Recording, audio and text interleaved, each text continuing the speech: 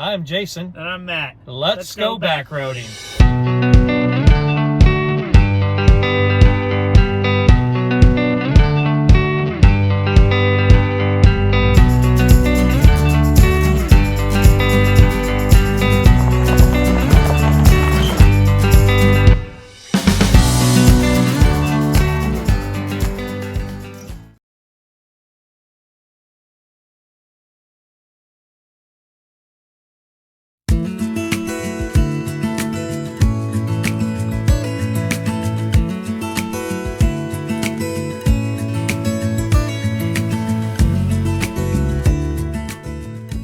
We're connecting the routes across the southern part of the state. River Run 2 route starts where River 1-1 left off, at Roaring River State Park. This should be approximately a 3-hour route, ending at the Images at the Cross on Highway 65, a stone's throw north of the entertainment capital of the area, Branson, Missouri.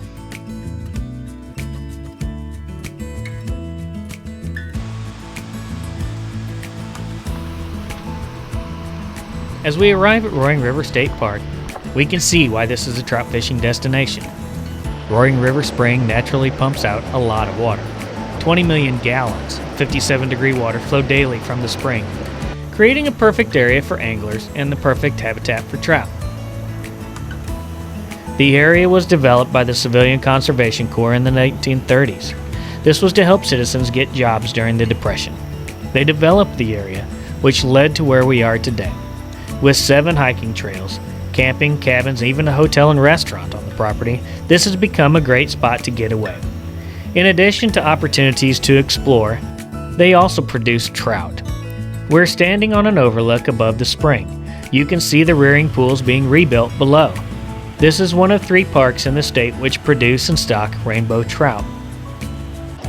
Those trout are then placed in areas around our state in public waters which allow us to fish. The state of Missouri has several cold water streams which are stocked yearly.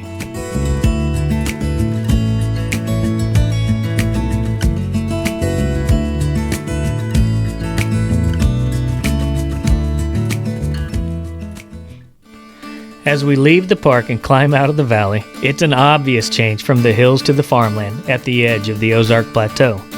This is a region which has area in Missouri, Arkansas, Oklahoma, and a little bit of southeast Kansas. It covers about 47,000 square miles, which makes it the most extensive elevated region between the Rocky Mountains and the Appalachian Mountains. We start our gravel travel on county roads. This gets narrow and a bit confusing if you second guess it, which I did. Dude, are you sure? Don't worry though, it may look like a driveway, but it is indeed a county road. We pre-plan these trips, making sure that all roads we travel are public. If this road seems a little too thin for you, we've made a 13-mile alternate loop that bypasses this section, which you can see on the website.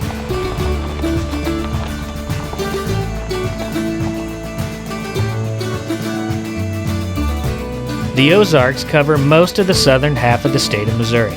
This area, along with the range of mountains in Arkansas, is known as the U.S. Interior Highlands. Technically, they're mountains, but I see them as really big hills. Now that we're on the backroads, let's talk about safety for you. As you can see here, the road gets rough and runs along a creek.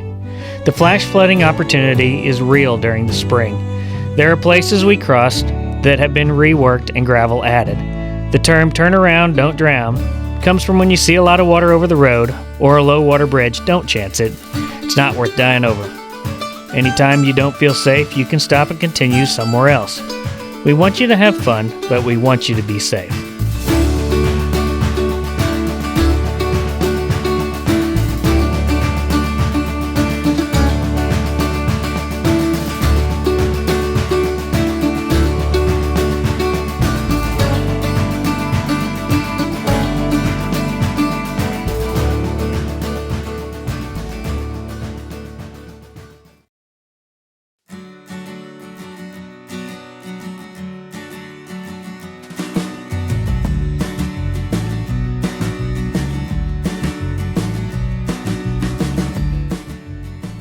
This gym is the Haley Schoolhouse. It was built in 1903. There were many rural schools dotting the area back in the day. There was a school every 2 or 3 miles because transportation to the school was by walk-in. The school bell may be long gone now, but memories of classes and get-togethers will always remain. The bell signaled students for generations was last ringed in 1972, when all the rural schools of the county were organized into the city schools. At one point, there were 115 rural schools in the county. Most are gone now. That makes the ones that are here even more special.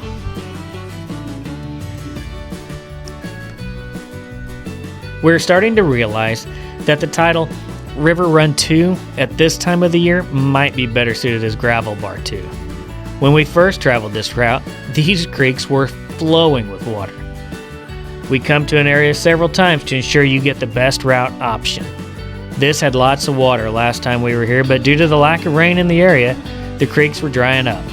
It's still a great trip though. Every season shows a new side to Mother Nature. It may be fun to try a route during every season.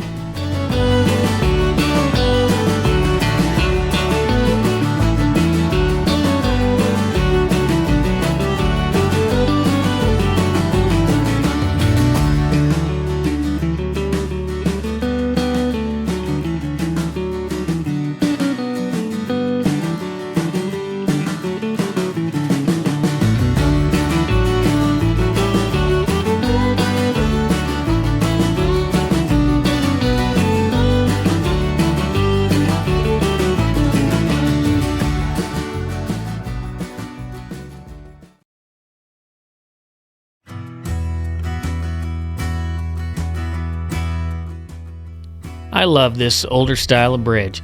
It reminds me of when I was younger. These were more common back in the day. They replaced the old wood surface bridges, and now concrete bridges are replacing these. This one is over Flat Creek on Highway 39. We've already seen several of this style on our trip. This one was built in '38 and is still standing strong today.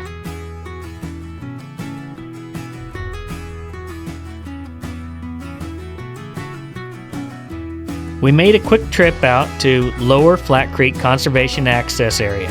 This would be a great spot to gain access to the Flat Creek, to chase crawdads or to cool off on a lunch break along the route. Then we headed on down the road.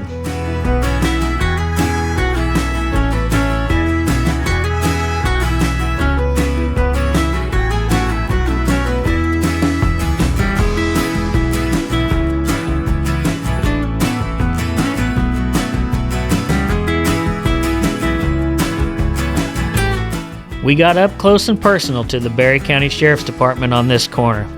I was hugging the edge of the road already, just in case. Something told me to kind of be aware. Can you imagine if I would have hit a Sheriff's Department car? This is a great time to tell all the officers and emergency workers out there thanks. Thanks for being there at all hours of the day, 365 days a year. There are so many things in the lives of these responders that are missed because of the schedule and the dedication to their job. Thanks for your sacrifices. Sometimes even the sacrifice of your life for others.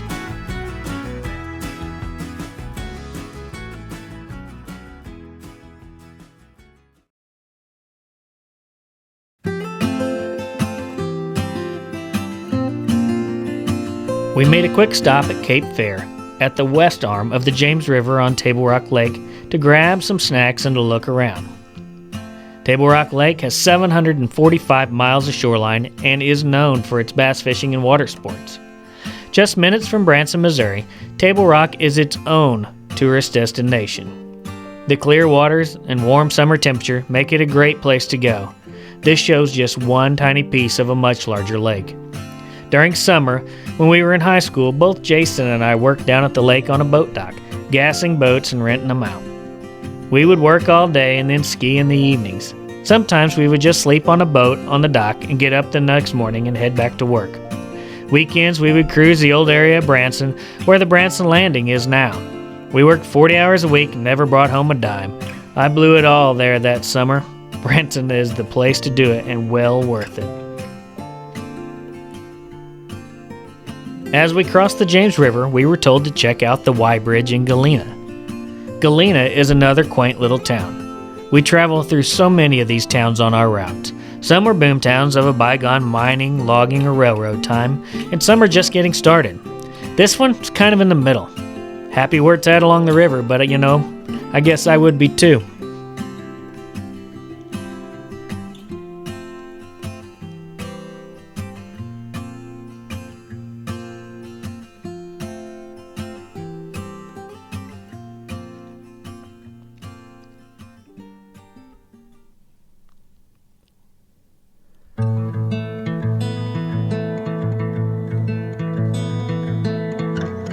And I can see why it's called the Y Bridge.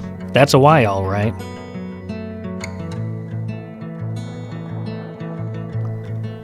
On the east end of the bridge, there's a steep bluff.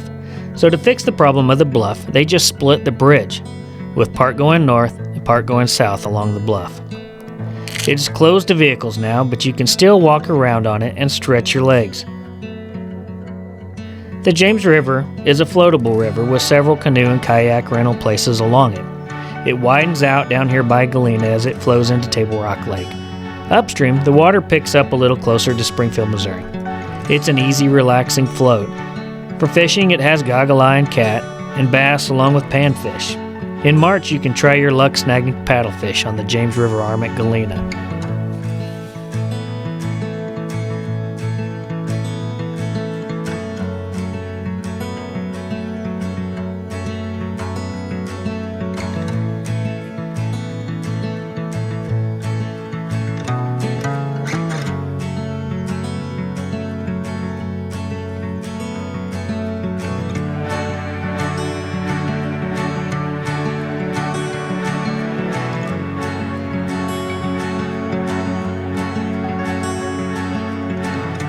If you look close on the right side of the road, you can see swinging bridges so folks can get home when the water is up. I guess they park their cars on the east side of the creek and just walk across. That's Ozarks ingenuity at its finest.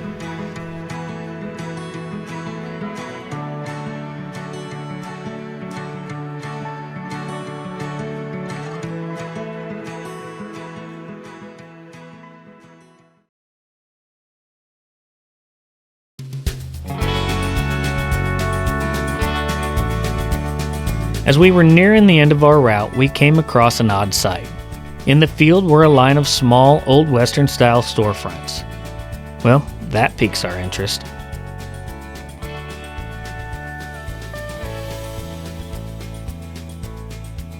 We noticed a few people working on the property, so we decided to stop and see what it was. They were preparing for the 2020 Missouri State Wild Bunch Championship, which started the next day. This is an action shooting event hosted by the Bearcreek Volunteers.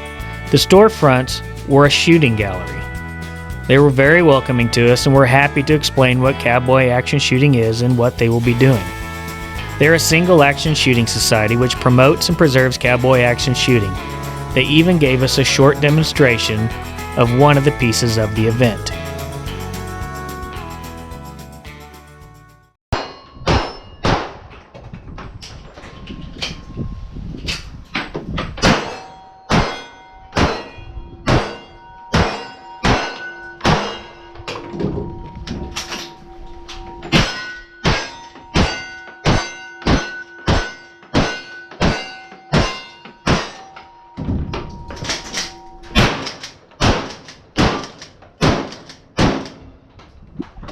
Nice. Then Jim Downing, a custom gun engraver who goes by the name Scratch when at the events, explained a little about it. Shooter start here and everybody shoots here and then they go to that one and Yeah, more or way less. down. So, all right, so there's 4 of us shooting, all right? And we'll all walk up the stage at the same time, and they tell us all the scenario at the same time. So it's not like anybody gets practice. They tell us, okay, you're gonna shoot 1, 2, 3, 4, 5, 6, 7, 8, 9, whatever, and then do this one, that one, then 10 rifle, and we all find out at the same time what we're doing. And the first guy goes, and that's it. No primers or anything. Yeah. But cowboy shooting is huge. There's about 200,000 cowboy shooters in this country. And as I said, I go to Europe, Australia, New Zealand to their international events and engrave it. So I don't go there to shoot, although I get to shoot. I go there to engrave their long guns or their handguns, because there's very few people that do what I do. Oh, really? So I get to travel anywhere in the world I please. That's great. Most ranges don't have steel like this. Wild Bunch is all about steel. Cowboy shooting, this might be a typical cowboy shooting range. 3 pistol, 3 long gun, 2 to 4 shotgun, and that would be a typical cowboy range, cowboy action shooting. For Wild Bunch, most of our ranges have 6, 8, and 10 pistol, 6, 8, and 10 rifle, reactive targets, 6 knockdown targets. It takes more steel to do that. And steel ain't cheap. Kind of looks a little similar. Yeah, it's me. That's you. I'm like, that mustache looks familiar, I wear huh? that hat as well. That's Scratch. Yeah. My handle is Scratch. It refers to what I do for a living. I scratch up those guns. Scratch said that this is a fun event. Once you dress for the event, it's easy to let loose and have fun together. Yeah, it's a competition, but really this is about good times with friends you rarely see. Maybe that's what your road trips will be, good times. We sure appreciated their time to show us how this works, and we helped to repaint their targets before moseying back down the trail.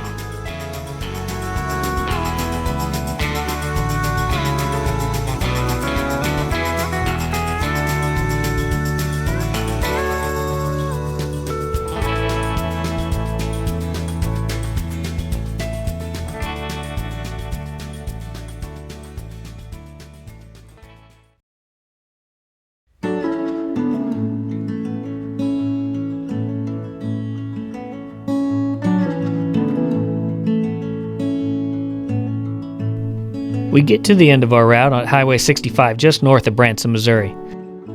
A recent addition to the skyline is a large cross on top of a hill. This is Images at the Cross.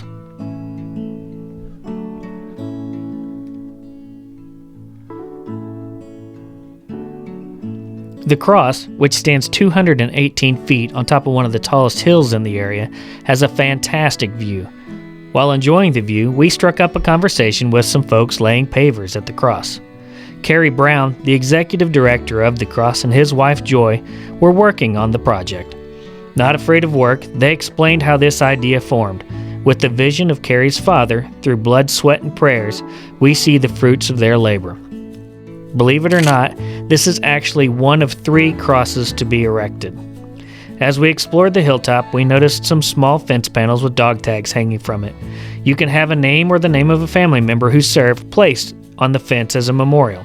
There were several names on it and even a Medal of Honor recipient tag. As the wind blows across the panels, it creates a chime of sorts that left a lasting impression.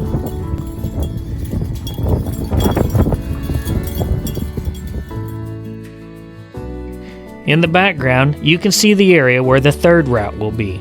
That one will be from Highway 65 all the way to Ava, Missouri, going past some of the most scenic overlooks we have found yet. Stunning views will be worth the wait. Thanks for backroading with us, and we'll see you next time.